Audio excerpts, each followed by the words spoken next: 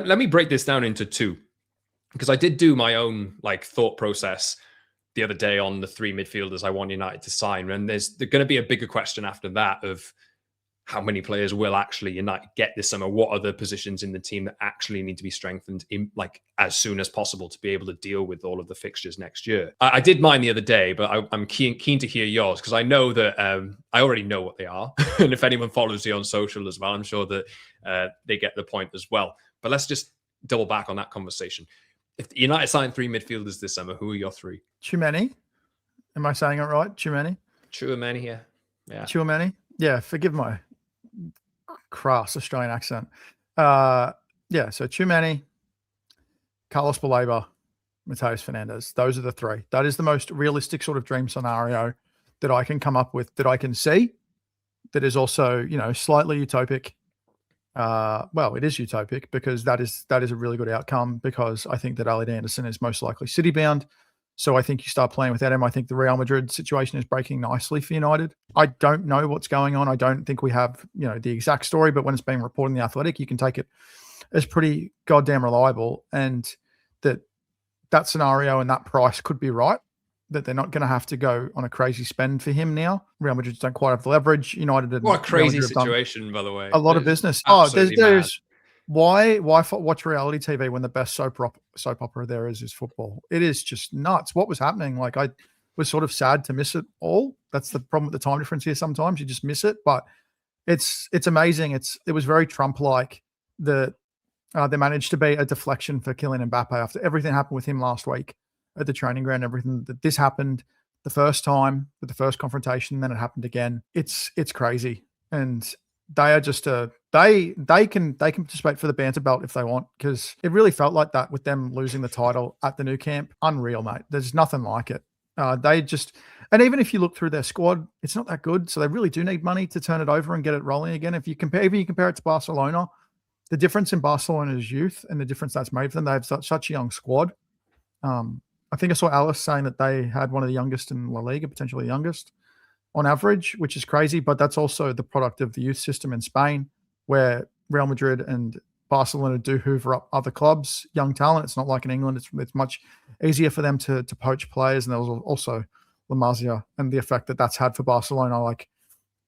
Imagine having an academy in your pivot. It must be nice. Yeah. You wish you could dream of it. It's just not as likely in England with the financial muscle either. Players just get pushed out. Anyway, back to it. But Carlos Baleba just seems the most likely. I can see that one happening before the World Cup.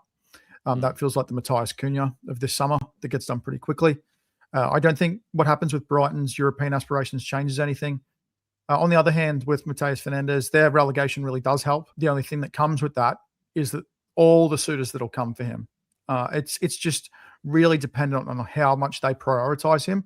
Whereas I think at United, they can get to the front of the queue because of their need for him. And yeah, it just feels like those three are breaking right at the right time. They're the right three blend of players. And you throw Bruno Fernandes into that, and all of a sudden you have a really strong 5-man rotation option amongst your central midfield that you can also bring in Jim Thwaites, Jacob Devaney.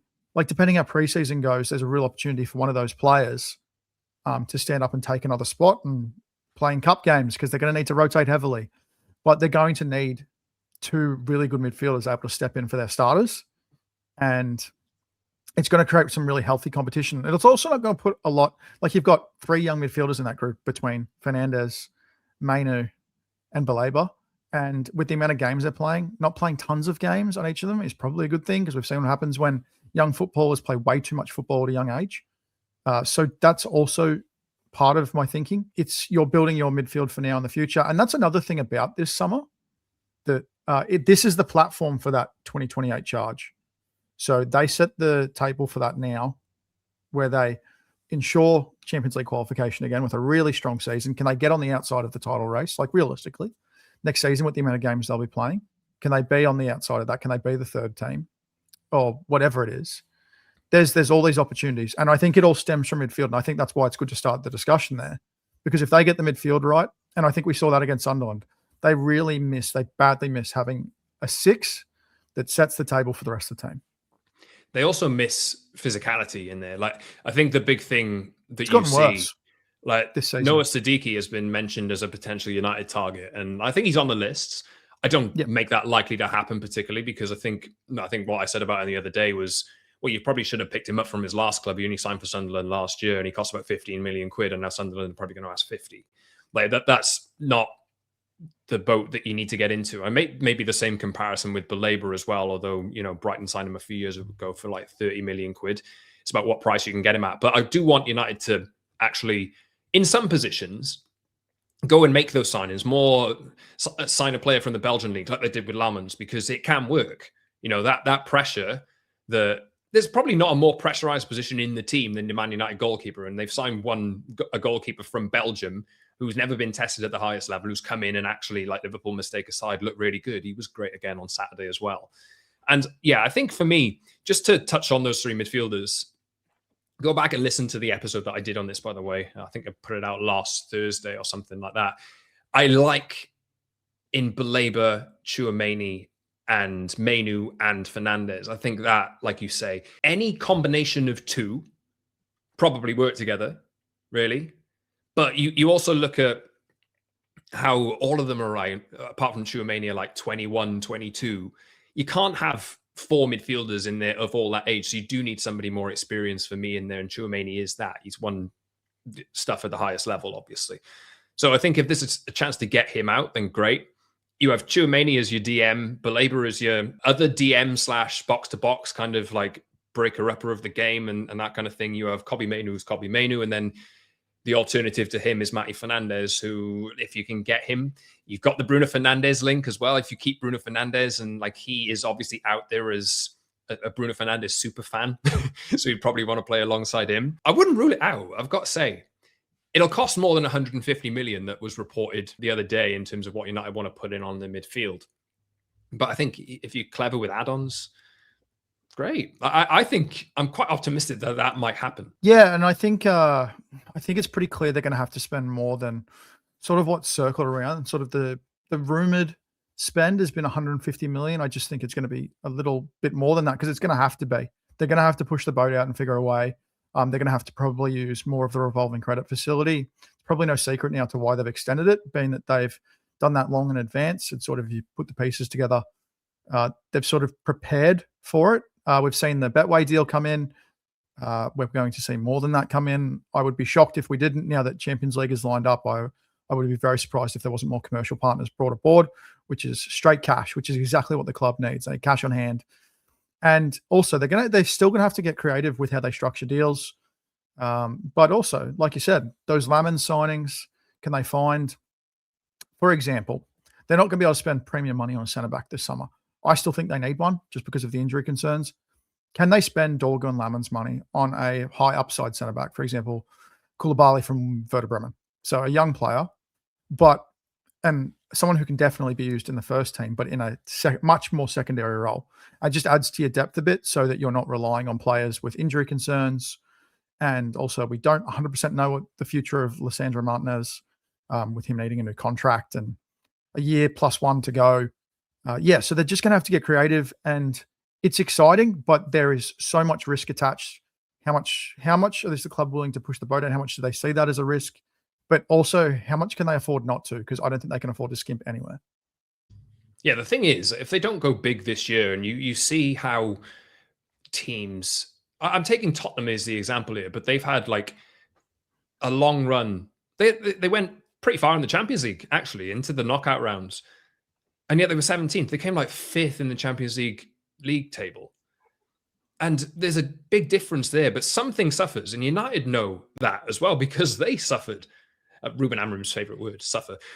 Last season, they suffered last season because they couldn't deal with the impact of like a game on a Thursday and a game on a Sunday. And really, if you look at it, and we're asking for them to actually go aggressive in the summer transfer window. If they don't go aggressive in the summer transfer window, they're going to hurt themselves in the longer run, probably, because it might well impact them getting in the Champions League next season as well, because there's case studies for it. You only have to look at Brentford, Brighton, Bournemouth, who are not in the Champions League this year, and how much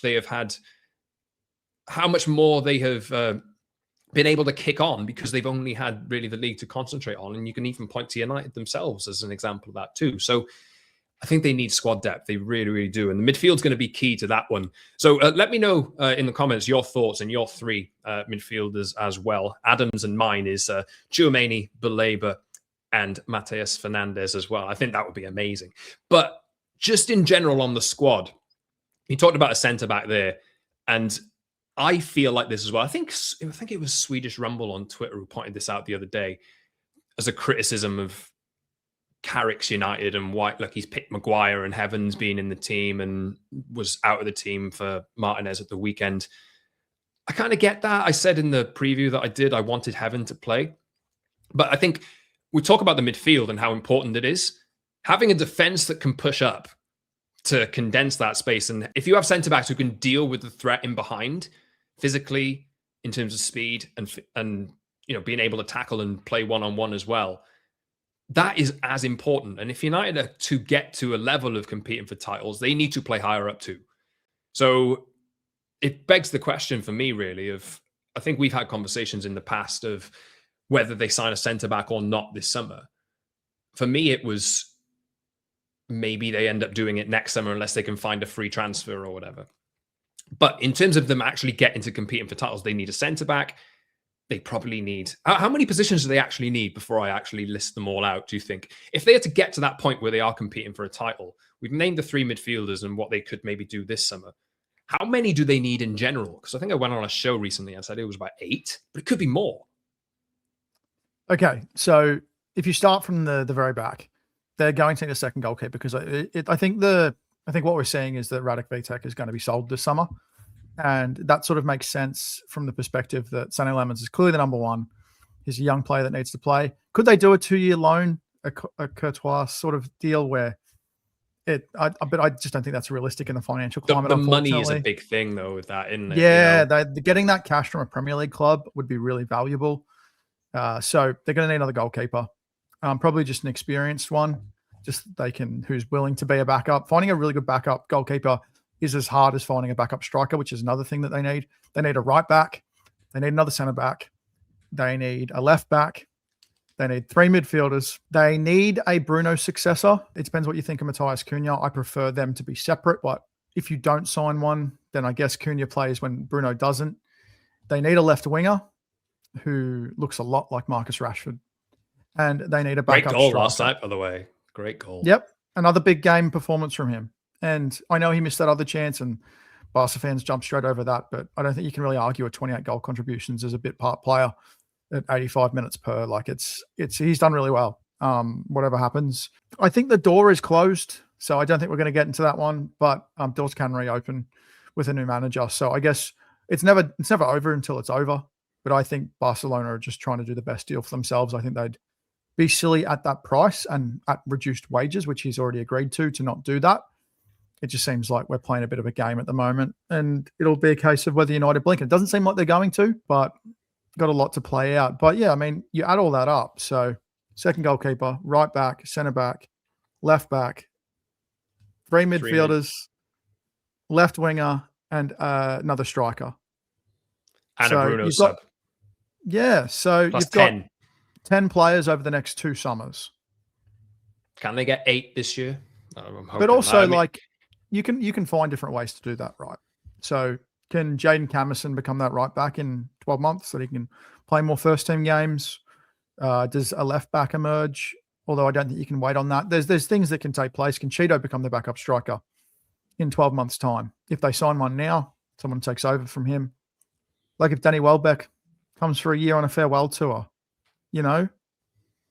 there's things that can happen. But yeah, how do you prioritize all that at once? There are holding positions. I think right back can wait a year, but it is something that eventually needs to be addressed. I think also when we talk about Ineos's 2-year rule, it reminds me that there is no room for sentimentality completely separate from that. So whether it's Lissandro Martinez or Sam Azraoui, not Mason Mount so much because we sort of know what kind of signing he has been, unfortunately, and where his body is at. There is no room. We might like Joshua Zirkzee. There is no room for, we really like him. He seems like a fun hang at a 21st. Great. Unfortunately, I just don't think he's the sort of player who can rotate in and out of the side that the way he does. He just doesn't seem to keep the match rhythm. And that's okay. He hasn't started since December. So like while his performance was completely understandable, he's just not quite right. And it's a square peg for a round hole kind of fit. They need a out and out 9, not a 9.5 for that position. And yeah, it's a logical deal in the financial era of the Premier League where you get some cash in and reinvest that on a more fitting player. Yeah, I'm just looking at in terms of my answer on this, I agree with you. I think we've listed like 10 players that they would actually need in an ideal world. In terms of what I want to see this summer, it is asking for a lot, but number 2 goalkeeper, centre back in an ideal world, a left back, a central midfielder, a central midfielder, a central midfielder, a left winger, and a striker. It doesn't have to cost all that much money. How much money will Danny Welbeck cost? Can you sign? I looked at Saeed El Mala the other day, who's ripping it up in the Bundesliga at 50 million euros. You don't need to go and sign a 100 million euro left winger. Can you do a deal like that? It's all about like being wise and using your scouting and making sure that you're getting the right blend of profiles in terms of age and technicality and what they can offer in the team just to build out what you've got as a unit. If they get 8 players this summer, I will be very, very confident. But that's the question to be asked, right? And you can leave the other 2. You can leave the right back and the Bruno successor maybe for another year, potentially. But if they got, how much is a sub goalkeeper going to cost? Sub 5 million? Not a lot. How much is Danny Welbeck going to cost? Not much. And then you can go and put all the money elsewhere because there's so much in terms of like big wages coming off this year. You mentioned the sponsorship deals and all of this kind of stuff, Champions League money as well. That's how I'll judge United. How close to it do they get? But yeah, let us know your thoughts as well. How many players do you want United to see in the summer, and what are the positions? I think they're pretty obvious, to be honest. Did you have an order to it? Did you manage to figure out like what your priority is? So like where you're willing to like, okay, that can wait a year. We can hold on right back, so that can wait a year. So is that bottom of your list? And is it like, is this third midfielder come after something? Does it come after left back and left wing? You know, I think right back is probably bottom of my list there. I could excuse centre back being put off for another year, but it depends on how you use Yoro and Heaven. You know, like we can't have Harry Maguire starting all year next year. Like he's got a new deal, but you do need to get to a point where you're playing higher up and you're condensing the space in midfield for those players to cover. Because your midfield will look better if your defense is higher. You just have to deal with that threat in behind. And I don't think United are comfortable enough being able to do that at the moment with Maguire in the team, for example. But yeah, central midfielders need to be signed this summer. Absolutely. A left winger, absolutely. Striker, absolutely. Left back, absolutely. Sub goalkeeper, absolutely. Unless Bayendia stays, but I do want an upgrade there as well. So we're asking a lot, but we need to treat Manchester United like we should treat Manchester United. Ambition is important. Expectations are back. That's the sort of thing you got to embrace. And when I sort of mapped it out, I think you ultimately need about 26 players. So 3 goalkeepers, 9 defenders, 9 midfielders, and 3 strikers. And your third striker is effectively Cheeto, right?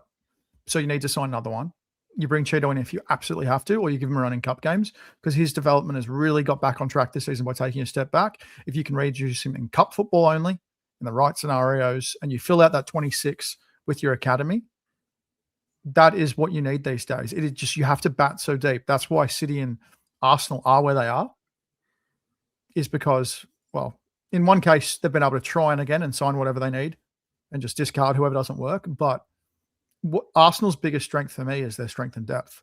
Mm-hmm. And while Arteta's not a great rotator of players, being able to put Miles Lewis-Skelly in your midfield is a really nice thing to be able to do, and then plug him into left back. And you need those sort of utilities and versatile options. And I don't think United have a ton of that at the minute. They sort of have players who are really good in particular roles.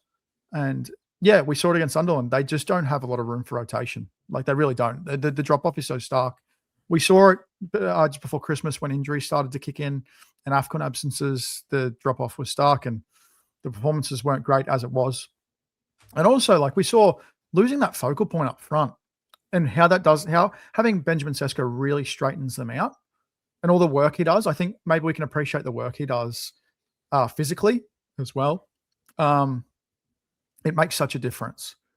And so, yeah, it probably amplified the need for that striker.